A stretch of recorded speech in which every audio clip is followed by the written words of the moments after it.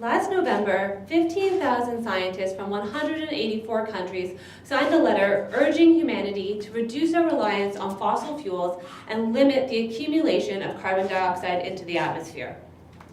One way that we can do this is to increase our use of alternative fuel sources. Our research studies the production of biofuel.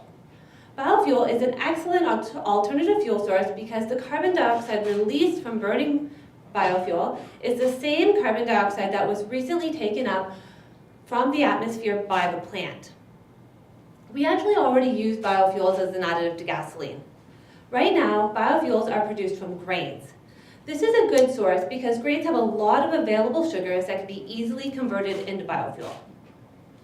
Current projections suggest that by 2050, we're going to have more than 9 billion people on the planet. With this many people who are relying for grain for food production, we can no longer afford to use grains to produce fuel. However, we still have a massive amount of sugar in the non-edible plant tissue. If we look at a plant, we see that it's mainly composed of a large molecule called cellulose.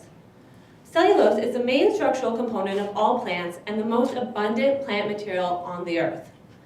If we look further into the cell wall, we see that there are layers of cellulose, which gives the cell strength and structure. And if we go even further into that molecule, we see that it's made up of long chains of glucose. Glucose is a simple sugar that can be easily converted to biofuel. So, why aren't we already using this?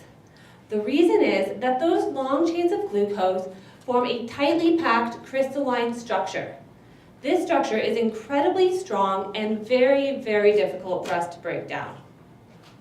Our lab is working on ways to make the conversion of cellulose to biofuel more efficient.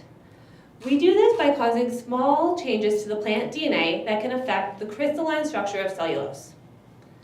These changes are so small that the plant is still able to grow and produce healthy grains. When we're able to change that cellulose structure, we now find that we can access more of the usable sugars in that plant material. This will allow us to produce biofuel while maintaining the grain for food production. With continued work on this project, we can meet the food demands of tomorrow while reducing our reliance on fossil fuels. One day, we may even be able to fill up our cars with 100% gasoline. Thank you very much.